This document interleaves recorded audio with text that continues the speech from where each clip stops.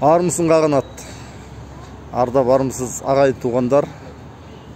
Осы көп бауырларымыздар өздерінде сұрақтар пайда болады бауырларымызда.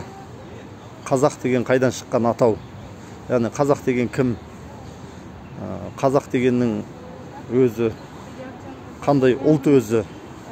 Жаңағы ғасырлар бойы қалыптасқан бір стереотиптер бар. Біздің құлдырау кезеңдерімізде пайда болған. Қазақ деген жалқау, қазақ деген жаңағыдай басы бірікпейтін, ауызбіршілігі жоқ деген секілді сондай. Ол мен өзім жеке басым оны құлдырау кезеңінің стереотиптері деймін. Өйткені білесіздер, табиғат болған соң, бұл біз табиғаттың ортасында өмір сүреміз. Және сол табиғатта білесіздер, көктем, жаз, күз, қыс деп мезгіл ауысып отырады.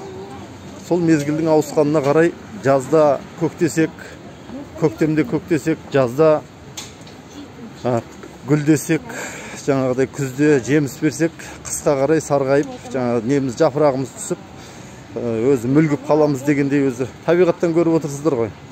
Өмірдің өзі жастық шақ, толысқан шақ, егде шақ, қарттық шақ деп бөлінетін болса, біздің ата-бабаларымыздың құрған империяларының да сондай өмірлік циклдар болды. Ал енді сізге айтайын, мынау қазақты бір жігіттер айтып қалды арасында, ұлттық дәрежеге көтерілмеген, әлі тайпалық дәрежеде қалып қойған деп. Мысал үшін, жаңа қазақ десе намысын жыртпайды, бірақ жаңағыдай Қоңырат десе, Найман десе, Дулат десе, Арғын десе, Қыпшақ десе, сол әркім сол кезде намыстанып шығады дейді. Жалпы айтқанда сіздерге айтайын, бұл қазақ деген бірнеше ұлттан құралған супер ұлт. Мысал үшін, Америкада қазір кімде-кім баратын болса Америкаға, сол американ тілінде сөйлейді, сол тілде араласады бір-бірімен. Сол секілді қазақ деген бұл супер алгоритм. Елді ел қылатын, жерді жер қылатын, елді ыдырап кетуден, шашылып кетуден сақтайтын. Мысалы қалай дейсіздер ғой? Ал тарих қойнауына көз жүгіртейік. Тарих қойнауына көз жүгіртсек, қазақты құраған руларымыз бар. Қарапайым, Найман өз алдына мемлекет қағанат болып тұрған. Қыпшақ өз алдына мемлекет қағанат болып тұрған. Бірлік болып. Қаңлы өз алдына мемлекет болған. Үйсіндер өз алдына мемлекет болған. Дегендей болып кете береді. Ал енді сіз елестетіп көріңізші, қазір бардыңызда, мысалы, мына көрші тұрған Өзбекстанға, болмаса Ресейге, Қытайға, Францияға деген секілді, олардың бәрін қазақша сөйлетіп жібердіңіз. Қандай құдірет керек олардың бәрін қазақша сөйлету үшін? Қандай жұмыс жасалу керек? Сол секілді ол ана жерде өзінің қағанатын құрып отырған Найманға, қағанатын құрып отырған Қаңлыға, өзінің мемлекетін құрып отырған Үйсінге барып, сен бір тілде сөйлейсіңдер, ортақ дүние танымға келесіңдер деп жаңағы не жасайтын болсаңыз, ұсыныс жасайтын болсаңыз, ол сіз қабылдамайды. Баршар дейді, кетар дейді. Мен ешкімге не емеспін дейді. Болатын болсаң оны айт, болмаса тұрысатын жеріңді айт дейді. Мені көріп отырсыз. Сонда қазақ деген жүйеге бүкіл әлемдегі мен деген қағанаттарды біріктірген бұл қазақ деген үлкен алгоритм. Алгоритм салт дәстүрден тұрады бұл. Салт дәстүр дегеніңіз тәңірлік таным деген сөз. Ал ол әруақтарды бағыштап, әруақтарды сыйлап, әруақтарға сыйынып, ата-бабасының әруағын пір тұтқан, көк тәңіріне табынған, және мынау ортақ қазақтың тілінде сөйлеген. Мынау салт дәстүрді ұстанған өзінің қазақы салт дәстүрін, осының бәрін ұстанған елдер қазақ деген сол алгоритмге келген.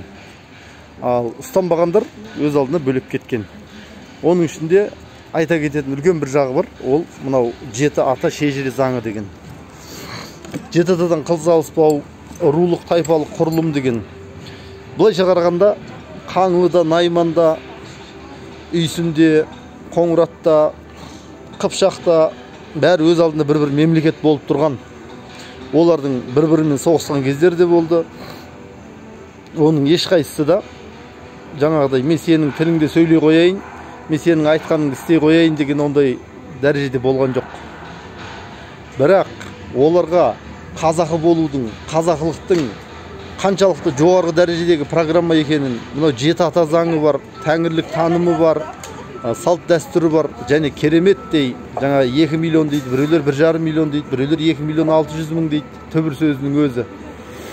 Түбір сөзінің өзі табиғаттағы дыбыстың бәрін өз әрпінен қоса білген, табиғатта тереңінен дүние жүзіндегі ең терең таныған негізі біздің бабаларымыз. Сондықтан бұл қазақылық деген бұл жалпы бір ұлттық деген емес бұл. Бұл деген дүние жүзінің басын құрай алатын, дүние жүзіндегі үздік дүние таным жүйесі. Өйткені қазақтың кезінде жетім жесір деген мәселе болған жоқ. Қазақтың бабасы болған кезде түрме деген нәрсе болған жоқ. Қазақ дүниеге қаған болған кезде күн астындағы елдің бәріне әділдік апарған. Кезіндегі әділ патшадан бері қарай сөйлей берейік, Атилладан бері қарай.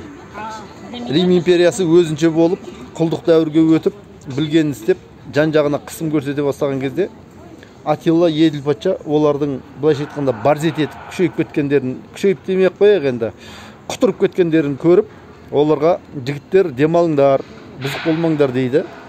Сөйтіп олар айтады, кез келген айырып тастаймыз, не деп тұрсың бізге дейді. Сонымен Тәңірінің қамшысы деген Атилла не дейді? Көрейік жігіттер дейді да, әруақ салысып көрейік дейді. Кімнің әруағы мықты екен дейді. Қазақтың әруағы кез келген айырып тастайды. Ал қазіргі мынау әруақ деген ширк болады, әруақ деген ол өлі адамдар, әруақ деген бидға болады. Оның бізге ешқандай пайда зияны жоқ деушілер өте қателесесіңдер. Қазақтың әруағы оянып, қағандық рух оянып келе жатыр. Ол деген енді керемет дүние, шетінен ашатын боламыз. Жалпы қысқаша айтқан кезде қазақ дегеніміз бұл бірнеше мықты ұлттардың бәрін қосып, бір тілде сөйлетіп, бір тәңірлік танымға алып келген, бір салт дәстүрді ұстатқан ол бір үлкен жүйе. Қазір мысалы мына ақш отыр ғой, дүние жүзіне өзінің жаңағы несін системаларын көрсетіп, міне Android дейді, iOS дейді, iPhone дейсіз, басқа Microsoft Word системасы дейсіз, қаржы аудару жүйесі дейсіз, спутниктік бақылау жүйесі болсын, бағдарламалау тілдері болсын, бәрі қазір былайша айтқанда Америкада ағылшын тіліне өтіп тұр. Қазір солардың заманы болып тұр. Ал бірақ сол қахандардың заманында ол заман біздің заман еді.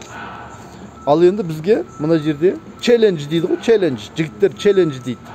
Сол бабаларыңның істегенін сендер қайталай аласыңдар ма? Жоқ. Жаңағыдай бос белбеу болып кеттіңдер ма? Міне мәселе сонда. Сондықтан біз қаған рухын оятып, қазақтың кім екенін дүниеге көрсету үшін жүрміз. Ер үшін туамыз, ел үшін туамыз, ел үшін өлеміз. Басқа сөз жоқ.